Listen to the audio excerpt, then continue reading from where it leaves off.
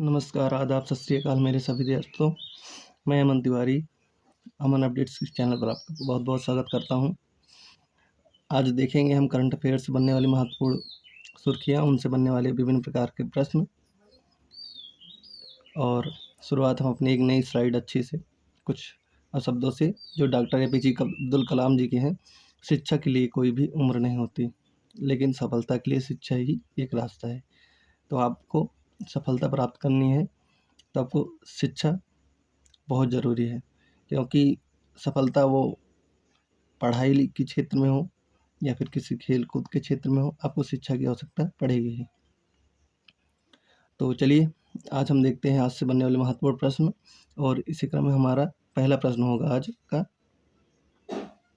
हमारा पहला प्रश्न होगा, भारत और किस देश ने अपने द्विपक्षीय संबंधों में बदलाव रणनीतिक साझेदारी में बदला है। तो हम आप जैसे जानते हैं कि प्रधानमंत्री मोदी जी इंडोनेशिया, ऑस्ट्रेलिया और न्यूजीलैंड के दौरे पर हैं। तो जो हमारा उत्तर होगा बी, न्यूजीलैंड दोनों देशों ने अपनी रणनीतिक साझेदारी में द्विपक्षीय संबंधों को रणनीतिक साझेदारी में बदला है।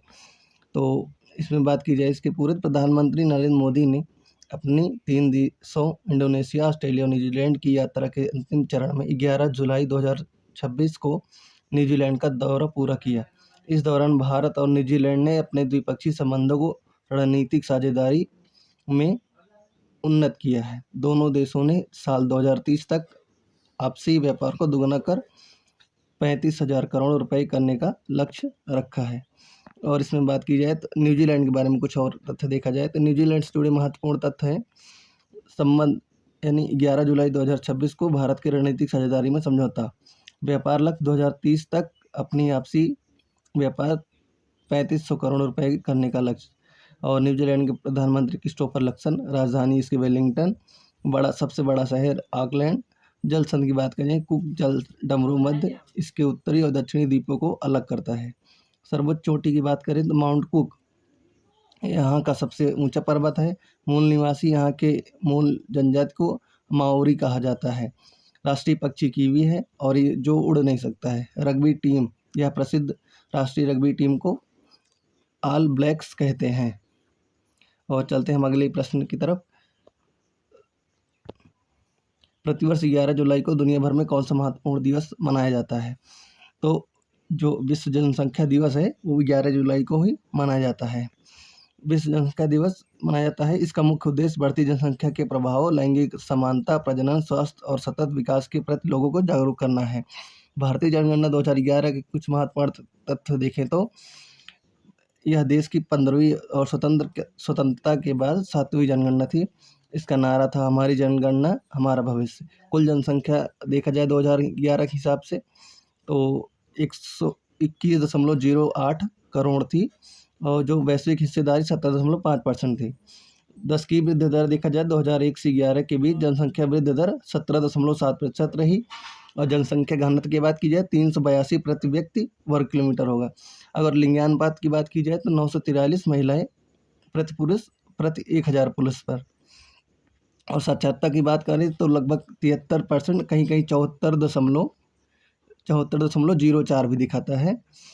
तो और पुरुषों की बात की जाए तो 80.9%, महिलाएं 64.6%। तो और उच्चतम जनसंख्या वाला राज्य देखें तो उत्तर प्रदेश, और न्यूनतम जनसंख्या वाला सिक्किम होगा। चलते हम अपने अगले प्रश्न।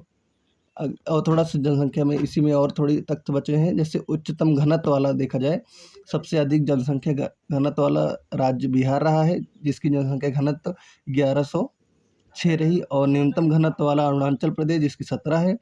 और उच्चतम लिंगानुपात वाला बात की जाए तो केरल 1084 के साथ, और न्यूनतम लिंगानुपात के साथ हरियाणा। और यह इसी वजह से हरियाणा से ही वो बेटी बचाओ बेटी पढ़ाओ के जो अभियान शुरू हुआ था, हरियाणा से शुरू था। उच्चतम साक्षरता वाली बात करें 94% के साथ केरल टॉप पे रहा है, और न्यूनतम साक्षरता दर बिहार के 61.8% के हिसाब से। हमारा अगला प्रश्न होगा तीसरा। टाइम आउट द्वारा जारी वर्ल्ड्स हैप्पीएस्ट सिटीज़ 2026 रिपोर्ट में शीर्ष 10 में शामिल होने वाला एकमात्र भारतीय शहर कौन सा रहा है? तो जो जयपुर है, राजस्थान का जयपुर, ये वर्ल्ड हैप्पीएस्ट, जयपुर जो रहा है वर्ल्ड हैप्पीएस्ट सिटीज़ 2026 के साथ रिपोर्ट में शीर्ष 10 में शामिल होने वाला एकमात्र भारतीय शहर रहा है और इसका स्थान जो है 6वां रहा है। इस सूची में 10 में जगह बनाने वाले एकमात्र भारतीय शहर है। वहीं इंग्लैंड के बाद शहर को दुनिया का सबसे खुशहाल शहर घोषित किया गया है। और इसमें कोलकाता की कुछ करंट की बात करें, भारत की पहली अंडर वाटर पानी के नीचे मेट्रो सेवा हुगली नदी के नीचे इसी शहर में शुरुआत हुई। तिरुवनंतपुरम की बात करें तो भारत का पहला डिजिटल साइंस पार्क इसी शहर में स्थापित हुआ। हैदराबाद की देश का पहला सोलर रूफ साइकिलिंग ट्रैक इसी शहर में बनाया गया। बेंगलुरु की बात करें, भारत का पहला 3D प्रिंटेड डाकघर इसी शहर में बनकर तैयार हुआ। सूरत की बात करें, भारत की पहली स्टील स्लैग रोड यानी औद्योगिक कचरे से बनी सड़क इसी शहर में बनाई गई। तो हम इस तरह धीरे धीरे अपने करंट अफेयर में प्रश्नों के साथ कुछ अन्य तथ्य भी जोड़ेंगे। जैसे आज भारत के शहर में किसी शहर में पहला क्या था, ऐसा जोड़ा है। फिर और हमारी अगला प्रश्न देखेंगे, चौथा जो हमारा प्रश्न होगा, भारत ने हाल ही में किस देश के साथ साइबर सुरक्षा और लचीली आपूर्ति श्रृंखला के लिए पैक्ट साझेदारी शुरू की है। तो ऑस्ट्रेलिया के दौरे पर ही प्रधानमंत्री द्वारा ऐसा किया गया है। भारत और ऑस्ट्रेलिया ने मिलकर pact partnership on cyber critical technologies and supply chains launch किया है। इसका उद्देश्य साइबर सुरक्षा, महत्वपूर्ण तकनीक और रक्षा अनुसंधान में रणनीतिक सहयोग को मजबूत करना है। इसने दोनों देशों के बीच साल 2020 के पुराने फ्रेमवर्क का स्थान लिया है।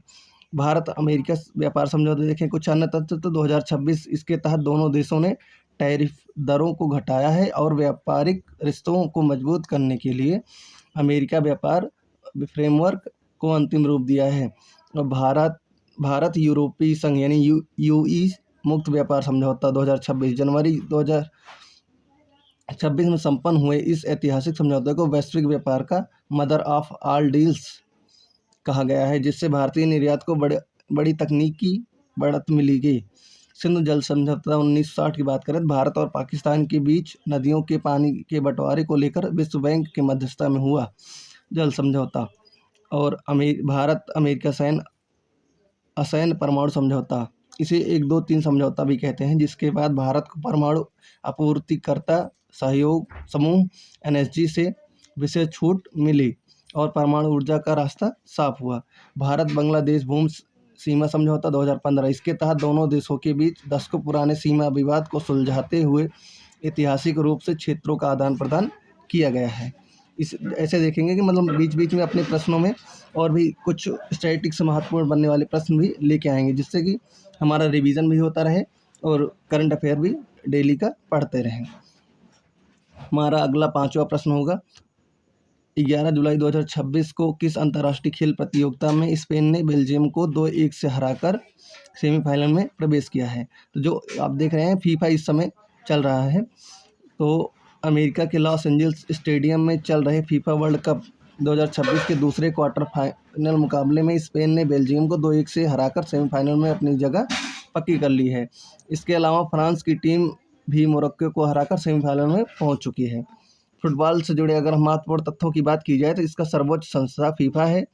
स्थापना वर्ष 1904, मुख्यालय ज्यूरिख स्विट्जरलैंड, प्रथम अध्यक्ष इसके रॉबर्ट गुइरिन, वर्तमान अध्यक्ष जियानी इन्फेंटिनो, और पहला विश्व कप इसका खेला गया था 1930, विजेता उरुग्वे थी और उरुग्वे में ही शायद ये हुआ था। सर्वाधिक विश्व कप विजेता ब्राज़ील 5 बार है। वर्तमान चैंपियन अर्जेंटीना 2022 की थी और 2026 मेजबान देश जो हैं वो अमेरिका, मोरक्को और कनाडा है। भारत की नियामक संस्था AIFF, स्थापना 1937। भारत का सबसे पुराना टूर्नामेंट डूरंड कप 1888 से चालू है। भारत का सबसे पुराना क्लब मोहन बागान 1889 का। देखिए इसी तरह हम जैसे आज इस फीफा से जुड़े यानी फुटबॉल से जुड़े महत्वपूर्ण तथ्य लाए हैं और साथ ही साथ ऐसे बीच बीच में हम सब और भी प्रश्न ऐड करते रहेंगे स्टैटिक्स से, जो आपका रिवीजन होता रहे। और निश्चित रूप से अगर ये मेरी क्लास लेते हैं तो आपको किसी भी एग्ज़ाम के लिए मोर देन एनफ होगा, मोर देन एनफ। करंट की भी और GK GS की भी हम क्लास लाएंगे। जैसे आज हमारी क्लास होगी महत्वपूर्ण नियुक्ति से रिलेटेड, आप सब जुड़ना जरूर ना भूलें। आप वो हम अपलोड कर देंगे क्लास, आप देखेंगे और निश्चित रूप से अगर वो आप कर लेते हैं क्लास, तो आपको कोई दूसरी क्लास करने की या फिर रिवीजन करने की ज़रूरत नहीं होगी। नियुक्ति से रिलेटेड आज हम अपना वीडियो डालेंगे। महत्वपूर्ण नियुक्तियाँ जो 2025-26 में रेलवे और एसएससी में पूछी गई हैं। तो चलिए बढ़ते हैं हम अपने अगले छठे प्रश्न की तरफ। हाल ही में दुर्घटनाग्रस्त होने के कारण चर्चा में रहा दृष्ट 10 स्टार लाइनर क्या है? तो यह एक स्वदेशी मानव रहित हवाई वाहन है। तो इसकी बात की जाए, भारतीय नौसेना का स्वदेशी ड्रोन दृष्ट 10 स्टार लाइनर गुजरात के पोरबंदर में एक नियमित प्रशिक्षण उड़ान के दौरान दुर्घटनाग्रस्त हो गया। इसे अडानी डिफेंस एंड एरोस्पेस द्वारा हैदराबाद में इजराइल की एल्बिट सिस्टम के सहयोग से विकसित किया गया है। यह मुख्य रूप से इंटेलिजेंस, सर्विलांस और टोही मिशनों के लिए डिज़ाइन किया गया है। और कुछ महत्वपूर्ण ऑपरेशन की बात की जाए, तो जो ऑपरेशन सिंधु था जून 2025 में चलाया गया था। ईरान और इजराइल पश्चिम एशिया तनाव के दौरान भारतीयों को सुरक्षित वापस लाने के लिए ऑपरेशन सिंदूर 7 मई को आतंकवाद विरोधी सीमा पर आतंकी ठिकानों पर की गई बड़ी एयर स्ट्राइक के लिए ऑपरेशन सागर बंधु की बात करें तो 2025 में श्रीलंका चक्रवात द्वितवाह के बाद बड़े स्तर पर राहत सामग्री पहुंचाने के लिए ऑपरेशन ब्रह्मा मार्च 2025 की म्यांमार वहां आए भीषण भूकंप के बाद 60 बेड का फील्ड अस्पताल और राहत सामग्री भेजने के लिए ऑपरेशन इंद्रावती मार्च 2024 में हैती वहां मचे भारी हिंसक गैंगवार से भारतीय नागरिकों को सुरक्षित निकालने के लिए। ऑपरेशन अजय की बात करें तो अक्टूबर 2023 में इजराइल में चलाया गया था। इजराइल हमास युद्ध छिड़ने के बाद वहां फंसे नागरिकों को लाने के लिए। ऑपरेशन कावेरी की बात की जाए तो अप्रैल 2023 में चलाया गया था सूडान में। वहां सेना और अर्धसैनिक बल के बीच शुरू हुई खूनी गृह युद्ध से भारतीयों को बचाने के लिए। ऑपरेशन दोस्त की बात करें तो फरवरी 2023 में चलाया गया था तुर्की और सीरिया में भयानक भूकंप आपदा के समय भारतीय सेना द्वारा मदद पहुंचाने के लिए। ऑपरेशन गंगा की बात करें तो यूक्रेन में रूस यूक्रेन युद्ध के दौरान चलाया गया था। तो अगला प्रश्न हम देखते हैं, हमारा 7वां प्रश्न जो होगा, हाल ही में किस देश ने ग्लोबल साउथ के देशों के साथ कृषि अनुसंधान और खाद्य सुरक्षा सहयोग बढ़ाने के लिए एक विशेष अंतर्राष्ट्रीय खाद्य सुरक्षा टास्क फोर्स का गठन किया है? तो जो हमारा देश है इंडिया यानी भारत, उसने ही इसका गठन किया है। भारत ने G20 के अपनी प्रतिबद्धताओं को आगे बढ़ाते हुए ग्लोबल साउथ विकासशील देशों की मदद के लिए एक विशेष फूड सिक्योरिटी टास्क फोर्स बनाई है। यह अफ्रीका और लैटिन अमेरिका देशों की कृषि तकनीक ट्रांसफ़र करेगी। चलते हैं, हम कुछ तथ्य देखते हैं। जैसे हमारा आज हम देखेंगे कि जो महत्वपूर्ण अंतर्राष्ट्रीय संघ हैं, उनकी संस्थाएं हैं, उनके बारे में जानेंगे। जैसे आज हमारा पहला जो अंतर्राष्ट्रीय संस्था है जिससे संयुक्त राष्ट्र यूनाइटेड नेशन, इसकी स्थापना 24 अक्टूबर 1945 में हुई थी। मुख्यालय इसका न्यूयॉर्क अमेरिका में है। वर्तमान महासचिव एंटोनियो गुटेरेस हैं। और दूसरा हमारा जो होगा WHO यानी विश्व वर्ल्ड हेल्थ ऑर्गेनाइजेशन, इसकी स्थापना 7 अप्रैल 1948 में। मुख्यालय जिनेवा स्विट्जरलैंड। वर्तमान महानिदेशक इसके टेड्रोस एडहानोम घेब्रेयेसस हैं। और विश्व बैंक की बात की जाए तो जुलाई 1944 में ब्रिटेन वुड सम्मेलन के दौरान मुख्यालय इसका वाशिंगटन DC और अमेरिका। वर्तमान अध्यक्ष इसके अजय बंगा हैं जो कि भारतीय अमेरिकी। अंतर्राष्ट्रीय कोष यानी IMF की बात करें तो ये 27 दिसंबर 1945 में इसकी स्थापना हुई। इसका मुख्यालय वाशिंगटन DC अमेरिका में। वर्तमान प्रबंधक निदेशक की बात करें तो क्रिस्टीना जॉर्जिया होंगी जो कि बुल्गारिया से बिलोंग करती हैं। और अगली हमारी संस्था जो होगी WTO विश्व व्यापार संगठन, इसकी स्थापना 1 जनवरी 1995 में मराकेश समझौते के तहत। और इसका मुख्यालय जिनेवा स्विट्जरलैंड। महानिदेशक नागोजी इवेला। और एशियाई बैंक की बात करें तो एशियन डेवलपमेंट, इसकी स्थापना 19 दिसंबर 1966 में। मुख्यालय मनीला फिलीपींस में। वर्तमान अध्यक्ष मसात्सु असाकावा। और इस देखिए हम बहुत सारे तथ्य इससे जुड़े हुए ले आ रहे हैं जिससे आपको किसी भी चीज़ की दिक्कत नहीं होगी। आपको एक ही जगह बहुत सारे कंटेंट मिल जाएंगे, कंटेंट की कमी नहीं होगी, ये मेरा दावा है आप सभी के साथ। तो हमारा 8वां प्रश्न देखेंगे, भारतीय नौसेना का स्वदेशी खुफिया निगरानी और टोही ड्रोन दृष्ट 10 स्टारलाइनर हाई में कहाँ दुर्घटनाग्रस्त हुआ। जिसका जैसे हम पिछले ही प्रश्न देखे थे कि दुर्घटनाग्रस्त हुआ था, तो ये हुआ कहाँ था? ये पोरबंदर गुजरात में हुआ था। तो इसके बारे में और हम आप जान ही चुके हैं, तो हम आगे चलते हैं। जो हमारा तथ्य है बचा है, आज हम देखेंगे जो भारतीय रक्षा एवं विशेष सुरक्षा बल है उसकी बारे में। जैसे हमारा थल सेना जो है, इसकी स्थापना दिवस 15 जनवरी को मनाया जाता है। वर्तमान अध्यक्ष जनरल धीरज सेठ है और इसका आदर्श वाक्य सेवा परमो धर्मः है। और नौसेना की बात करें, 4 दिसंबर को इसका स्थापना दिवस मनाया जाता है और दिनेश कुमार त्रिपाठी जी इसके वर्तमान प्रमुख हैं। हम सब नो वरुणा इसका आदर्श वाक्य होगा। वायुसेना की बात करें तो इसकी 8 अक्टूबर को स्थापना दिवस माना जाता है और अमरप्रीत सिंह जी इसके वर्तमान प्रमुख होंगे।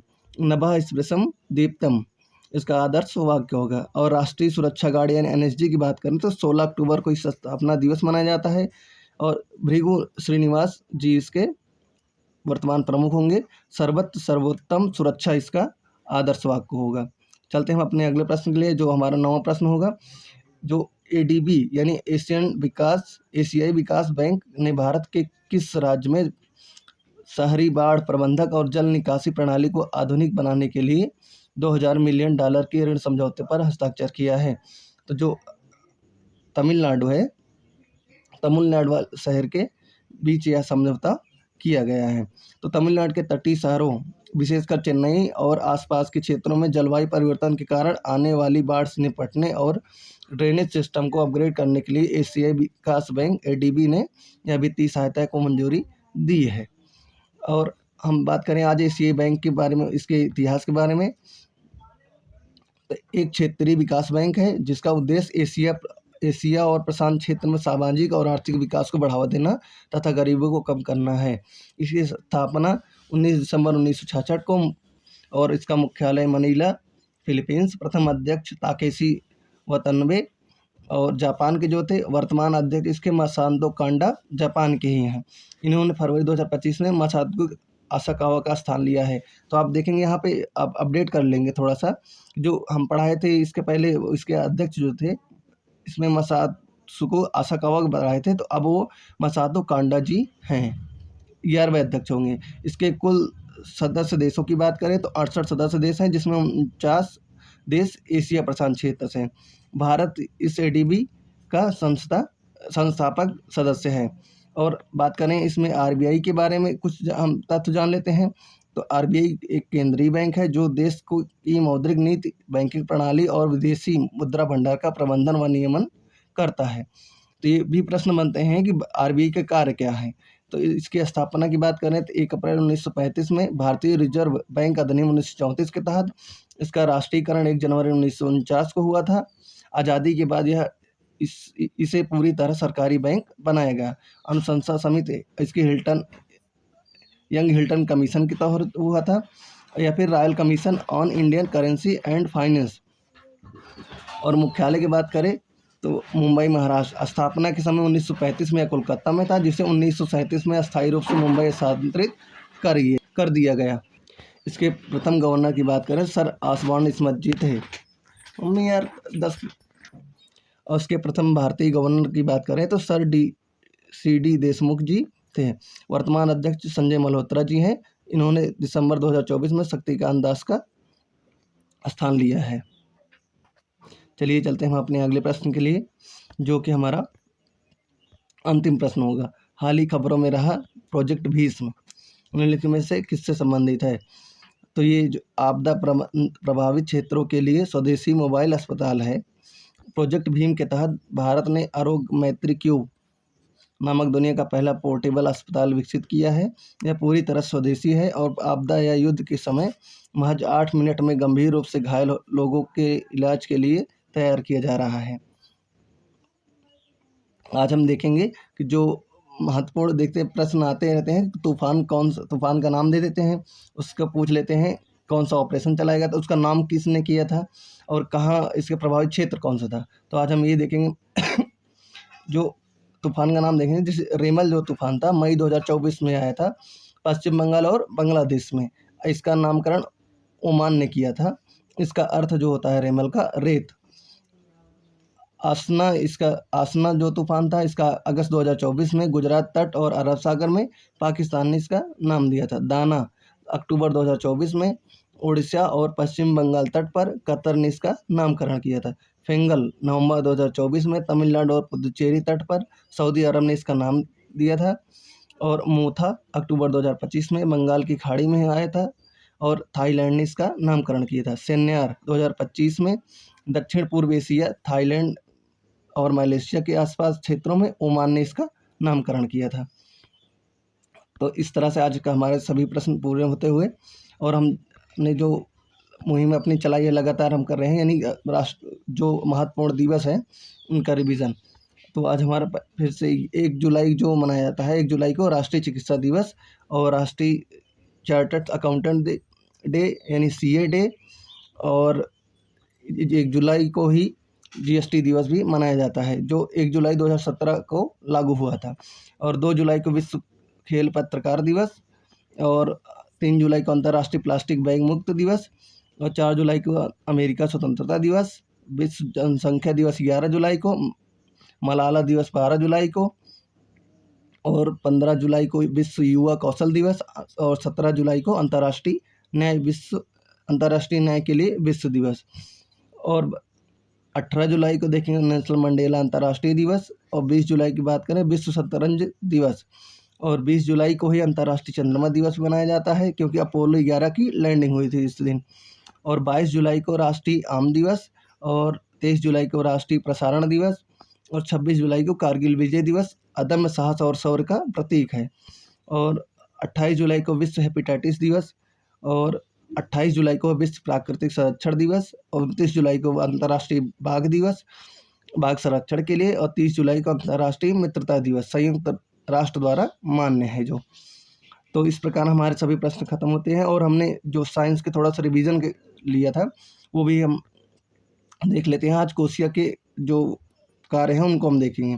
कोशिका भित्ति यानी सिलवाल जो है यह केवल पादप कोशिकाओं में पाई जाती है, सेलुलोज की बनी होती है, और कोई कोशिका का निश्चित आकार व सुरक्षा देती है। कोशिका झिल्ली की बात करें तो यह पादप और जंतु दोनों में पाई जाती है, लिपिड और प्रोटीन की बनी होती है, अर्धपारगम्य होती है जो पदार्थ को आने जाने में नियंत्रण रखती है। माइटोकॉन्ड्रिया की बात करें तो यह कोशिका का पावर हाउस कहते हैं, यह कोशिका श्वसन द्वारा ATP के रूप में ऊर्जा बनती है। राइबोसोम की बात करें इसे प्रोटीन फैक्ट्री कहा जाता है, इसका मुख्य कार्य प्रोटीन संश्लेषण करना है। लाइसोसोम की बात करें तो इसे कोशिका की आत्मघाती थैली कहते हैं, इसमें पाचक एंजाइम होता है जो अपशिष्ट पदार्थों को नष्ट करता है। गोल्जी बॉडी की बात करें तो इसे कोशिका का ट्रैफिक पुलिस कहा जाता है, यह प्रोटीन और अन्य पदार्थों को पैकेजिंग व परिवहन का कार्य करता है। न्यूक्लियस यानी केंद्रक की बात करें तो कोशिका का मस्तिष्क या कंट्रोलर कहते हैं, सभी गतिविधियों को नियंत्रित करता है और इसमें आनुवांशिक पदार्थ DNA पाया जाता है। केंद्रिका की बात करें यह केंद्रक के अंदर होता है और आरएनए तथा राइबोसोम का निर्माण करती है। जो एंडोप्लाज्मिक रेटिकुलम ER यानी अंतः प्रद्रवित जालिका है, या कोशिका का कंकाल तंत्र है, खुरदरी होती है। ER यानी एंडोप्लाज्मिक रेटिकुलम पर जो खुरदरी पार्ट है उस पर राइबोसोम होता है जो प्रोटीन बनाते हैं, और चिकनी सतह पर वसा यानी लिपिड होती है। और लवक की बात करें प्लास्टिड जो है यह केवल पादप कोशिकाओं में होते हैं। क्लोरोप्लास्ट या हरित लवक को कोशिका का रसोई घर कहा जाता है क्योंकि यह प्रकाश संश्लेषण द्वारा भोजन बनाता है। तारक का जो सेंट्रोसोम होता है यह केवल जंतु कोशिकाओं में पाया जाता है और कोशिका विभाजन में मदद करता है। रिक्तिका वैक्यूल्स की बात करें तो पादप कोशिकाओं में यह बहुत बड़ी होती है और जल तथा अपशिष्ट पदार्थों का संचित स्टोर करती है। और इसके अलग जो यूकैरियोटिक सेल होते हैं उनकी बात करें तो पूर्ण विकसित केंद्रक पाया जाता है। यूकैरियोटिक कोशिका में एक स्पष्ट और झिल्ली से घिरा केंद्रक पाया जाता है। और झिल्लीदार अंगक की बात करें इसमें माइटोकॉन्ड्रिया, गोल्जी कास्ट, लाइसोसोम जैसे झिल्लीदार कोशिकांग उपस्थित होते हैं। राइबोसोम का प्रकार बात करें तो यूकैरियोटिक कोशिका में 80S प्रकार के पाए जाते हैं, राइबोसोम मुख्य रूप से पाए जाते हैं, और जबकि प्रोकैरियोटिक 70S के होते हैं।